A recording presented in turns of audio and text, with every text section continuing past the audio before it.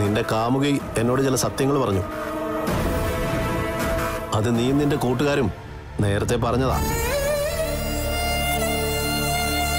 എങ്കിലും സ്നേഹിച്ച പെണ്ണു എന്ന് പറഞ്ഞപ്പോ എന്തോ എനിക്കതിൽ സത്യമുണ്ടെന്ന് തോന്നി. അതാണ് സാർ സത്യം. അല്ലെങ്കിൽ സാറ് എന്റെ ബാക്ക്ഗ്രൗണ്ട് ഒന്നും അന്വേഷിച്ചു നോക്ക്. അന്നത്തെ ആ സംഭവത്തിന് മുമ്പ് ഒരു അടിപിടി കേസ് പോലും എന്റെ പേരിലില്ല. ഞാൻ ആരുടെയെങ്കിലും ദേഹത്ത് കൈവച്ചിട്ടുണ്ടെങ്കിൽ അത് നല്ലതിനു വേണ്ടി മാത്രമാണ്.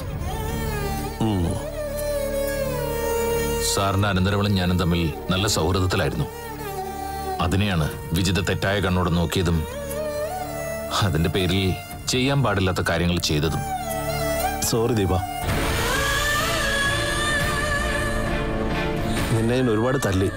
ഇപ്പൊ മാത്രമല്ല, ഇതിനു മുമ്പും. അതൊന്നും ഇനി തിരിച്ചെടുക്കാൻ പറ്റില്ല. നിന്നെ അറസ്റ്റ് ചെയ്ത് കൊണ്ടുവന്നപ്പോ കരണം പറഞ്ഞതേ നിന്റെ വാരിയിൽ തല്ലി ചതയ്ക്കണമെന്നാ. നീ വിഷമിക്കണ്ട, ആ കേസ് ഞാൻ കുത്തിപ്പൊക്കുന്നില്ല. ചെയ്ത തെറ്റ് ഏറ്റു പറഞ്ഞവളെ നിയമത്തിന് മുമ്പിൽ കൊണ്ടുവരുന്നില്ല. എന്നാ അവനെ വെറുതെ വിടില്ല, അവിടെ അച്ഛനെ. ഇപ്പൊ ജയിലിൽ കിടക്കുന്ന കണ്ണേട്ടനുൾപ്പെടെ പലരും നിരപരാധികളാ സാറേ. അവരെയൊക്കെ കള്ളക്കേസിൽ കുടുക്കിയത് അവൻ ഒറ്റ ഒരുത്തനാ. എനിക്കിപ്പോ മനസ്സിലാവുന്നുണ്ട് കാര്യങ്ങൾ. സാരമില്ല ദീപ, നീ അനുഭവിച്ചതിന്റെ ഇരട്ടി വേദന അവരെ തേടി വരാൻ പോവാ. തെറ്റ് ചെയ്തവർ എന്നായാലും നിയമത്തിന് മുമ്പിൽ വരും. അവന്റെ സമയം മോശമാകുമ്പോ. സാറേ, വിജിത പുറത്തുണ്ടാവും. കൊല്ലാൻ തോന്നിയതാ. പിന്നെ ഇപ്പോഴെങ്കിലും ചെയ്ത തെറ്റ് സമ്മതിച്ചല്ലോ. നീയും അവളുടെ ഭാവി തകർക്കുകയാണെന്ന് കരണം പറഞ്ഞു. അവളും നീയും തമ്മിൽ ഇതിനു മുമ്പ് അടുപ്പമായിരുന്നു. എന്റെ അനന്തരവൾ മരിക്കാനുണ്ടായ കാരണം അതാണെന്ന് നീയും അവളും പറയുകയും ചെയ്തു. ഇന്ന് അവളൊരു ഭാര്യയാണ്. ഇനി പഴയ ബന്ധം തുടരാത്താവും നല്ലത്. എനിക്ക് അവളോട് താല്പര്യമൊന്നുമില്ല സാറേ. പിന്നെ നമ്മളെ നിലത്തിട്ട് ചവിട്ടുമ്പോ നമ്മളും തിരിച്ച് പ്രതികരിക്കല്ലേ വേണ്ടേ? ആ പ്രതികരണമാണ് ഈ സ്നേഹം. അതിൽ ആത്മാർത്ഥതയൊന്നുമില്ല. വീണ്ടും നിന്നോട് ഞാൻ ക്ഷമ ചോദിക്കുക. നിന്നെ തല്ലുമ്പോഴൊക്കെ മരിച്ചുപോയ എൻ്റെ അനന്തരവൾ മാത്രമായിരുന്നു മനസ്സിൽ. അതുകൊണ്ടാ പരിധി വിട്ടു പോയത്. സാരമില്ല സാറേ. സാറ് കരുണന്റെ കയ്യിൽ നിന്ന് കൈക്കൂലി വാങ്ങിച്ചിട്ടല്ലല്ലോ ഇതൊന്നും ചെയ്തത്. പിന്നെ നമ്മൾ സ്നേഹിക്കുന്നവർക്ക് എന്തെങ്കിലും സംഭവിച്ചാൽ ഞാനാണെങ്കിൽ ഇതൊക്കെ തന്നെ ചെയ്യും സാറേ. ഒന്നും അറിഞ്ഞോണ്ടല്ലോ. അതുകൊണ്ട് ഈ വേദനയൊക്കെ എനിക്ക് സഹിക്കാവുന്നതേ ഉള്ളൂ. നിന്നെ റിലീസ് ചെയ്യാൻ ഞാൻ പറയാം.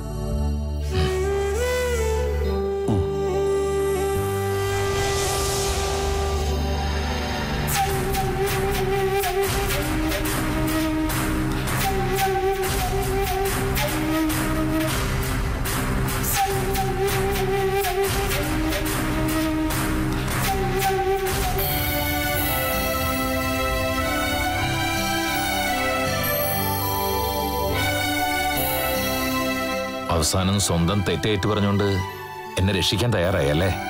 എന്റെ പപ്പയാ പ്രതി. അവിടെ ഞാൻ ഉറപ്പായിട്ട് സത്യങ്ങൾ പറഞ്ഞേ മതിയാവൂ. ദീപേട്ടൻ ഒരിക്കലും ജയിലിൽ കിടക്കേണ്ട ആളല്ലാന്ന് എനിക്കറിയാം. ഞാൻ പപ്പയോട് പലതവണ പറഞ്ഞതാ ദീപേട്ടനെ വിഷമിപ്പിക്കുന്ന ഒരു കാര്യം ചെയ്യരുതെന്ന്. അതുപോലെ തന്നെ എന്റെ വയറ്റിൽ കിടക്കുന്ന കൊച്ചിന്റെ അച്ഛൻ ദീപേട്ടനാണെന്ന് ഞാൻ പറഞ്ഞു കഴിഞ്ഞു. എന്നിട്ടും അതൊന്നും മനസ്സിലാക്കാതെയാണ് ഈ പ്രവൃത്തി ചെയ്തിരിക്കുന്നത്. ഇനി CI ബാഹുലേയൻ കരുണനെ വെറുതെ വിടുമെന്ന് തോന്നുന്നില്ല. നീ വിഷമിക്കണ്ടേ?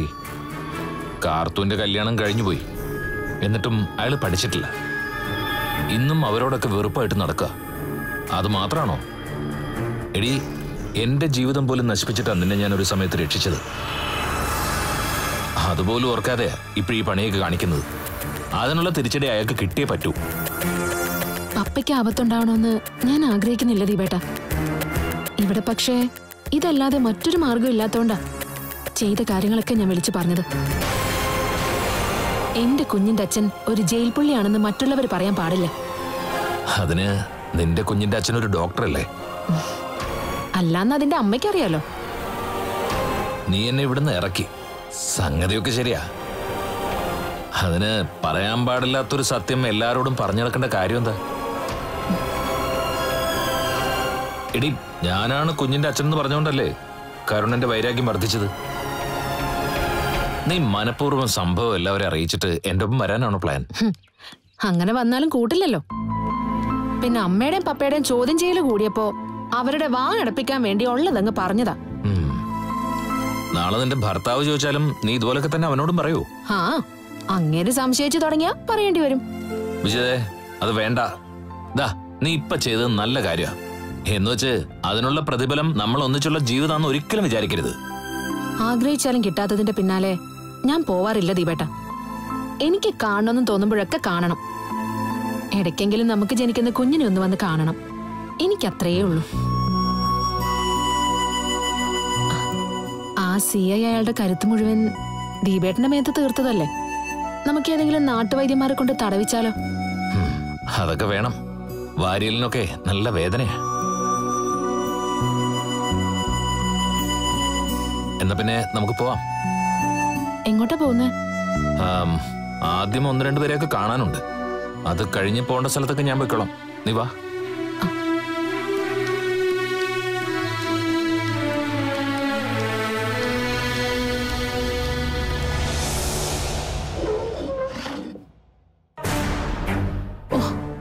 നിങ്ങൾ പോലീസ് സ്റ്റേഷനിലേക്ക് പോയപ്പോ എന്നെ കൂടെ വിളിക്കാൻ ഞാൻ എനിക്ക് ലോക്കപ്പിൽ തല്ലുകൊണ്ട് കിടക്കുന്ന അവനെ ഒന്ന് കാണണമായിരുന്നു.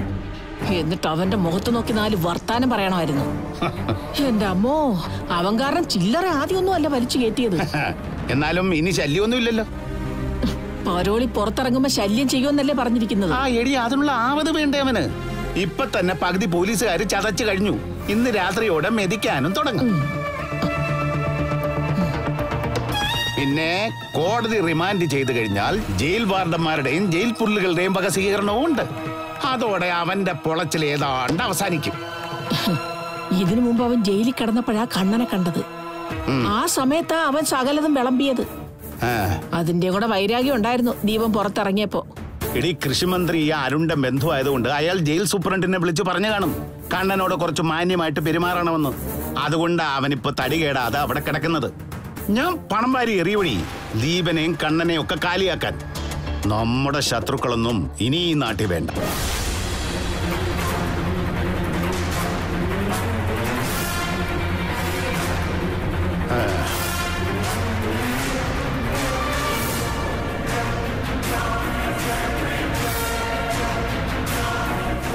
വന്നു. അവനെ രക്ഷിക്കാൻ ആരെയോ കാണാൻ പോയിട്ട് വരിക.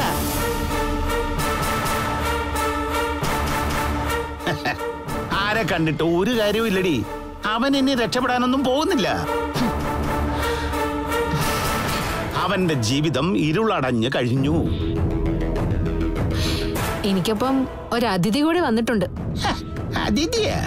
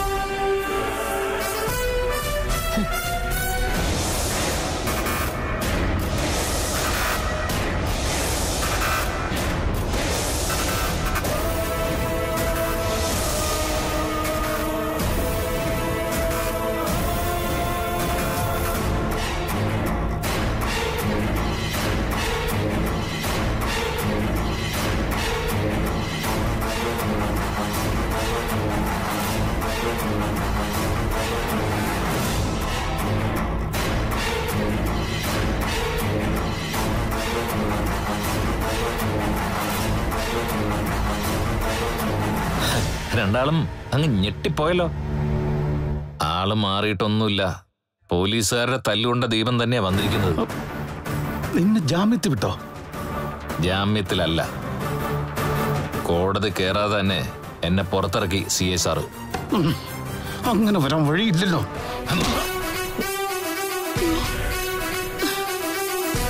ലോക്കപ്പിൽ വന്ന് നീ എന്താ കരുണ പറഞ്ഞേ?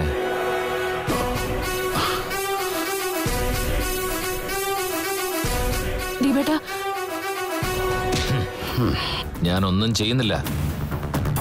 എല്ലാറ്റിനും കണക്കെടുപ്പ് നടത്താൻ പോവാ കരുണ. നീ കരുതിയിരുന്നു CI ബാഹുലയൻ ഇനി എന്നെയല്ല നിന്നെയാ. നിന്നെ കാണേണ്ട രീതിയിൽ കണ്ടോളൂ.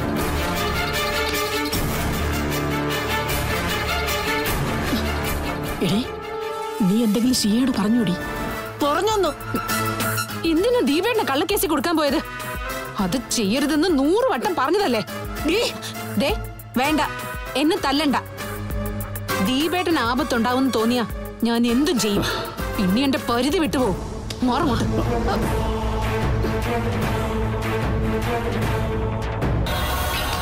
കർണേട്ടാ, അവള് എന്തെങ്കിലും CAയോട് പറഞ്ഞു കാണോടി?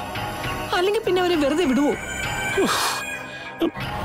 കഴിഞ്ഞ ജന്മത്തിലെ ശത്രുക്കളാണ് ഈ ജന്മത്തിലെ മക്കളെന്ന് പറഞ്ഞിരുന്നവനെ കണ്ടിരുന്നെങ്കിൽ അവനൊരു കയ്യും കൊടുത്തൊരു ഉമ്മയും കൊടുക്കായിരുന്നു. അതക്ഷരം പ്രതി ശരിയാടി സുധേ. നമ്മളെ കുഴിയിലേക്ക് എടുക്കാൻ വേണ്ടി നമ്മുടെ മോള് നിന്നെ നിമിത്തമാകുന്ന തോന്നുന്നത്. കോടികൾ സമ്പാദിച്ചെന്ന് പറഞ്ഞിട്ട് എന്താ കാര്യം? മനസ്സമാധാനം അത് പണം കൊടുത്ത കിട്ടത്തില്ലല്ലോ. ഞാൻ ആ വിശ്വനെ ഒന്ന് കണ്ടിട്ട് വരാം. കണ്ടിട്ടും പ്രത്യേകിച്ച് പ്രയോജനമൊന്നുമില്ല. എങ്കിലും ഒന്ന് കാണാം.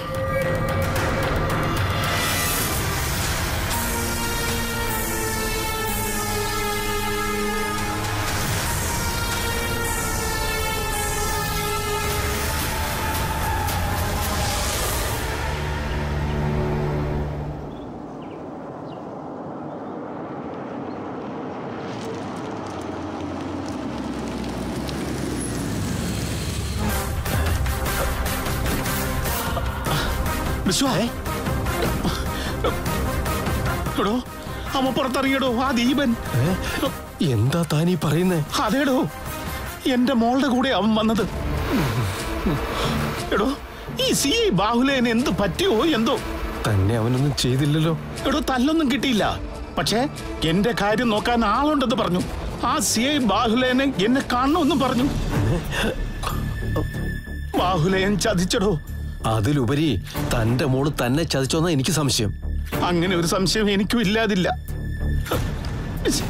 എടോ, സ്വന്തം അച്ഛനെ ഒറ്റിക്കൊടുത്തിട്ട് തന്റെ മോള് അവനെ രക്ഷിച്ചെങ്കിൽ ഒരു കാര്യം ഉറപ്പാ, വിജിതയുടെ വയറ്റിൽ കിടക്കുന്ന കുഞ്ഞ് അവന്റെ തന്നെ ആയിരിക്കും.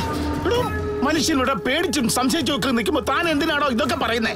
പിന്നെ ആർക്കായാലും അങ്ങനൊക്കെ തോന്നില്ലേ? സ്വന്തം അച്ഛനേക്കാളും വലുതാണോ അന്യനായ ഒരുവൻ? എന്റെ വിശ്വ, എനിക്ക് ചാകാൻ തോന്നുക. ദീപൻ പുറത്തിറങ്ങിയ സ്ഥിതിക്ക് ഇനി അതിന് ശ്രമിക്കണ്ട. അതിനുള്ള അവസരം അവൻ ഒരുക്കിക്കോളും. താൻ ഓരോന്ന് പറഞ്ഞ് എന്നെ ഇങ്ങനെ പേടിപ്പിക്കില്ലേ? ഗ്രഹണ സമയത്താണെന്ന് തോന്നുന്നു സുധ അവളുടെ മോക്ക് ജന്മം നൽകിയത്. ഓ, ജനിച്ചപ്പോ വെച്ചടി കയറ്റമായിരുന്നു. ഇപ്പോ അടി മാത്രമേ ഉള്ളൂ, വരുന്നവന്റെയും പോകുന്നവന്റെ ഒക്കെ കയ്യിന്ന്. ഇനിയിപ്പോ എന്താ പരിപാടി? CI ബാഹുലയൻ എന്താ പറ്റിയെന്നറിയണം. എന്നിട്ട് തട്ടണം ദീപനെ. മരിക്കേണ്ടവൻ വളരാൻ പാടില്ലടോ. നമുക്ക് നല്ല സമയമല്ല കരുണ. ഒരു കാലത്ത് നമ്മൾ വിചാരിക്കുന്നത് നടക്കുമായിരുന്നു. ഇപ്പൊ അതല്ല സ്ഥിതി. നമ്മൾ എന്ത് ചിന്തിക്കുന്നോ അതിനെതിരായിട്ടാ കാര്യങ്ങൾ വരുന്നത്. ഇപ്പൊ മോശ സമയമാടോ. ഇനിയിപ്പോ ഒരുത്തൻ കൂടെ ഇറങ്ങാനുണ്ട്, കണ്ണൻ. അവനെ ഇറക്കാതിരിക്കാനുള്ള മാർഗം കൂടി നോക്കണം. എടോ, CI ബാഹുലേനി സത്യങ്ങളൊക്കെ അറിഞ്ഞു കാണൂടോ? അതാടോ എന്റെയും സംശയം. ഓ, അങ്ങനെയാണെങ്കിൽ ലോക്കപ്പിൽ കിടന്ന് ഇടികൊള്ളുന്ന എന്നെ ഇനി ദീപം വന്ന് കാണും. അതേപ്പറ്റിയൊന്നും തന്റെ മോള് പറഞ്ഞില്ല അല്ലേ? ഒന്നും പറഞ്ഞില്ലടോ. ദീപനെ കള്ളക്കേസി കുടിക്കുന്നതിന്റെ കലി അവക്ക്. അച്ഛൻ ജയിലിൽ പോയാലും കാമുകൻ അരികിൽ വേണം. അതാണ് ഇപ്പോഴത്തെ അവസ്ഥ. ഉള്ളത് പറയാലോ, തന്റെ മരുമകനെ ആളൊരു മണകൊണാഞ്ചനായി പോയി. അവന് നട്ടലുണ്ടായിരുന്നെങ്കിലേ ഈ ദീപൻ അവിടെ കയറി നിരങ്ങുമായിരുന്നോ? തന്റെ മോളെ അവൻ നിലയ്ക്ക് നിർത്തുമായിരുന്നില്ലേ? അയ്യോ, അവൻ അവളെ ഭയങ്കര വിശ്വാസമാ. പിന്നെ നമ്മൾ എന്തെങ്കിലും പറഞ്ഞാ വിശ്വസിക്കുവോ അവൻ? അല്ലെങ്കിൽ തന്നെ മോള് മറ്റൊരുത്തിനൊപ്പം കറങ്ങുന്നുണ്ടെന്ന് നമുക്ക് പറയാൻ പറ്റുമോ? അമ്മയുടെ സ്വഭാവം തന്നെ. എന്താ പറഞ്ഞേ? അല്ല, അമ്മയുടെ സ്വഭാവം അല്ലാന്ന് പറയായിരുന്നു. താൻ ആദ്യം അങ്ങനെ അല്ലല്ലോ പറഞ്ഞത്. താൻ എന്താടോ കല്യാണം കഴിക്കാത്തത്? പെണ്ണ് കിട്ടാത്തോണ്ട്. ഒന്നും പറയാൻ പറ്റില്ല, എല്ലാവരും ചതിയന്മാരാ. രാത്രി ജനലി വെളിച്ചൊക്കെ വീഴുന്നുണ്ട്. അത് പപ്പനും ദീപനും ആണെന്നൊക്കെയാ പറച്ചില്. ഇനി ആരാണോ എന്തോ. ശരി. അപ്പൊ ടോർച്ചടിക്കുന്നത് ഞാനാണെന്നല്ലേ ആ പറഞ്ഞതിന്റെ അർത്ഥം? അവളെത്ര കൊള്ളരുതാത്തവളാണെങ്കിലും ദീപനോട് സ്നേഹമുണ്ട്.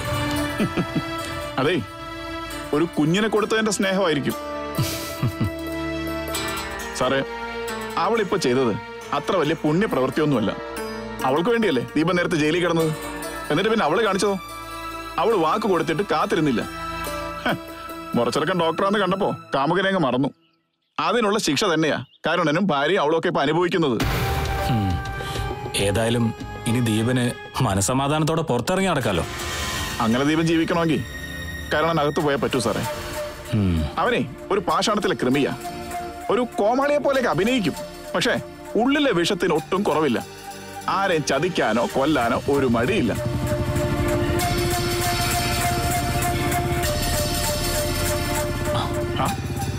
ദീപനെത്തി.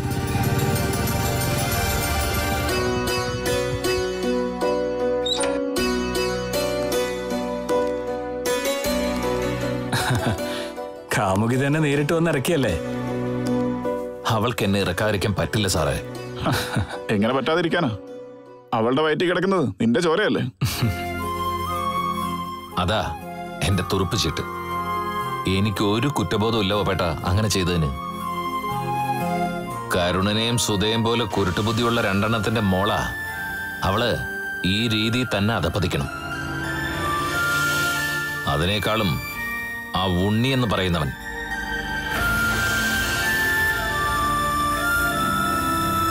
വിജിതയ്ക്കൊപ്പം കരുണനെയും സുധയും കണ്ടിട്ടാ ഞാൻ വരുന്നത്.